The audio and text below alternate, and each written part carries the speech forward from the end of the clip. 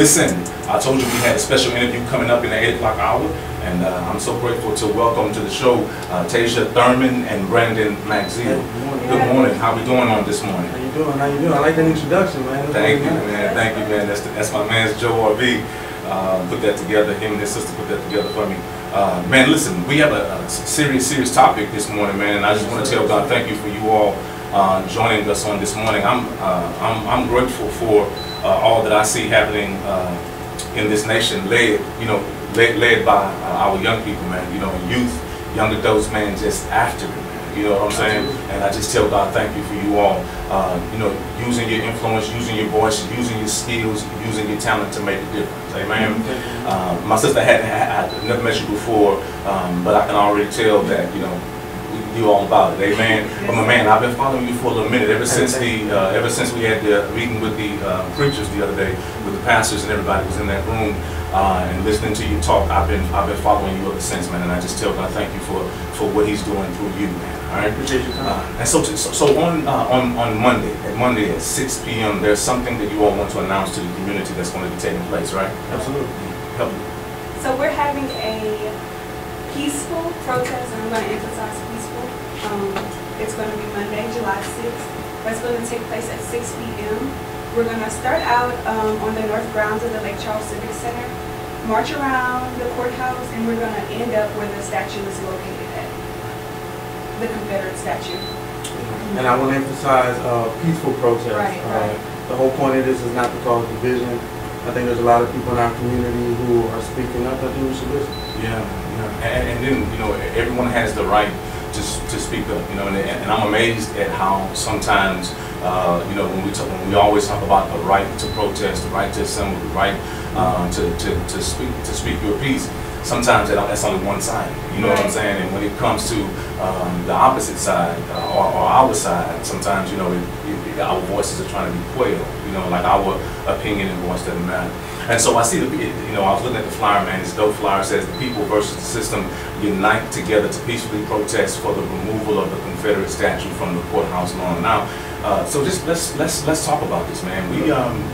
We see this happening all around the country, that these Confederate statues are coming down. People are asking for the removal of these Confederate statues. And so, Jason, tell us, what's your perspective on that, and why do you think it's necessary to remove these Confederate statues, and this one in particular as it pertains to Lake Charles? This one in particular, as it pertains to Lake Charles, I feel that it is completely necessary to not only remove it, but put it in a different location, somewhere out of sight, out of the public view per se, not just somewhere like if you go outside you see it every day. It's a constant reminder of white supremacy and the glorification of that. It not only white supremacy, but it devalues the African American experience. So anytime you have that in the land of the free, or anytime you have anything that is a constant reminder of slavery or slavery symbolism, I feel like it should be removed from a place that is a majority of African Americans. Right. Yes. Yeah, and I kind of piggyback off what she said. I think we have to be cautious of telling people that their opinion doesn't matter, or that what they're saying is invalid. I know there's some people out there who believe it represents a different part of history, and that it's more of a veterans memorial, so to say. But a portion of our community is saying this is offensive. And if you're walking up to the courtroom, as an African American, you may feel I don't have fair justice going to the courthouse.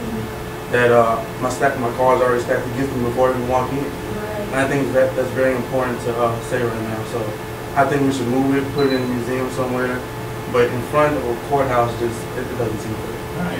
It's just the location of it is really the biggest thing for me. Now I want to say I like what you're doing, man, through Soup Kitchen Media, man. So dope, man. So dope on how you're trying to get different perspectives on that. And I saw one interview that you did on this past week with someone who has an opposing view from the one that we all hold, and very reasonable conversation, and I love having those kind of conversations where you can have a intelligent conversation and articulate your perspective without resorting to fussing and hollering and all those different things, because that really just shows ignorance, right? And I have to Thank you, I appreciate it. It's Soup Kitchen Media LLC. We're a local media company. Me, Antoine Aaron, and Cliffield Jr. We put together a media company, and we've been reporting a lot of stories around here.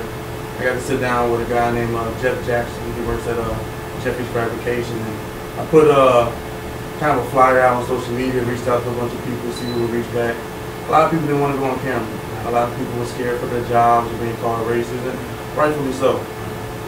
Jeff decided to contact me, and we sat down. He made sure he wanted to do it in person. Said, I want to sit on camera and talk to you. And at the very minimum, I have to give him his respect for that. He took his time out, and he's an associate pastor, so I think that kind of helped out why he reached out. And we just had a conversation. Some of the things he said I don't always agree with. Some of the things he said I did agree with. I think he's touched on his family history. He showed me a lineage of names of all his people who served in wars from Afghanistan all the way back pre-Civil War. And when you look at that piece of paper, I can't say that I didn't sympathize with him. I did. I had to. So for those who feel like it is a memorial, I understand to an extent. But also there's a group of people here saying, hey, this also represents something else for us. And if we can put it maybe in the proper historical content, maybe at a historical museum somewhere, I think that would be best for us. And he did say, I saw at the latter end of that video, that he did say that he was for moving it over to where the rest of the veteran memorials is on Lakeshore Drive with all the rest of the wars memorabilia. So he did say that at the end of it, that he was for moving. He just wasn't for destroying it, and defacing it. Right, and that's not our goal. And so that needs to be said up front. It's not our goal to deface it, to throw it away, to deny it, anything like that. One argument now, when it comes to some of the more aggressive arguments, when it comes to these things, me, I'm a student of history. I study history, man. I study, anything when it comes to history, man. I try to verse myself on that, because one thing I don't want to happen when it comes to me is to be having a conversation and can't articulate what I feel. I feel like that when it comes to my Christianity, to my Christian beliefs, everything that I stand for, I try to educate myself on that. So I'm grateful to hear you all articulate yourselves so well. But here's the thing I want to ask. One thing that's been said about the Confederate statue is that it's erasing history. That you can't just erase history. You can't just how would you respond to that? You can't just erase history. Like I said, I've actually had the opportunity to speak to a lot of people on the other side the last couple of weeks. And that is one thing that they bring up a lot, is they don't want to erase their history. To an extent, I agree with it. I'll be honest with you. To an extent, we can't erase history. However, it has to be put in its proper context. Right. And the proper context is not only the Capitol building, where people from different backgrounds go to vote. So put in its proper context in a historical museum or at a veteran park or something like that. I think that's kind of solving that issue. But is it history?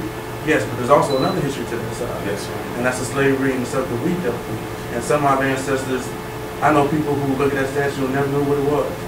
They just drove by and subliminally it's already in your mind. Right? You don't even know it. Right. So as we're learning more about what it is and it's coming to light and we're like, okay, then it's time to take it down.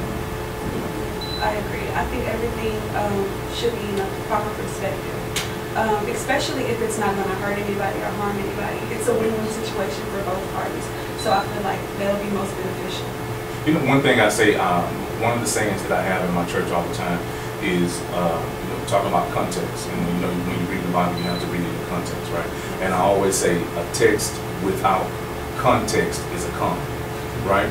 I always say that if you divorce a text from its context, then you're going to be con. Yeah. And it's the same thing when it talks about erasing our history, right? Because history has a context, right? And that context has two sides to it. It's not just those, you can't erase the fact that it happened and those soldiers lost their lives, and even the fact that our federal government said all wars, even that Civil War, that those veterans are honored, by our government. All of that is one thing, but you also cannot erase the fact of what Civil War was for. It was states' rights, and those states' rights was the right to have slaves. And it was also the right that when America expanded, those states would be slave states as well. And then the second part of it is when the statues were built. The statue, just in our local context, not speaking for anyone elsewhere else but here in Lake Charles, that statue was built in 1950, right? This is the birth of a nation. You know, this is the birth of a nation that was taking place at that time, and this was the movie that really brought in Jim and Jane Crow and all of these different things. You know, the blackface and all that. That's where all of this came from. You know, talking about jumping Jim Crow, and that's when you see a lot of these statues coming up. You know, and same season, same you know, era of time is when we talk about the Tulsa massacre and the things that happened and all these different riots that broke out. This was the same time. And I know, and I think the problem is some of these individuals probably never heard of those stories. They never heard those stories. So when they relate and say content, oh well, you know, we wasn't having that around the time. You know, like you said, that movie happened now. There's a lot of things going on around America that maybe down in Southwest Louisiana they wasn't able to see. So I think people have to be cautious in saying, oh well, it didn't happen in Jim Crow, it did or did not. Regardless, there was other things going on. Yes, and you have to be cautious. Listen, I want to tell God thank you again for you all joining us. Our radio listening audience, I know that they've been blessed by this conversation that we've had this morning. And listen, I want to tell you guys that anytime you all have something going on, man, you know, reach out to me on Facebook or you know, reach out to me and we get you back on to have this conversation. I love having these type of conversations that our community needs to hear. Again, it's the people versus the system. Unite together to peacefully protest the removal of the Confederate statue from the courthouse lawn. That's Monday, July 6th at 6 p.m. sharp. They're going to gather on the north grounds of the Lake Charles Civic Center and march to the courthouse lawn where the Confederate statue is located. Keep it locked right here. You're listening to Live 104.9 Word Up with Pastor E.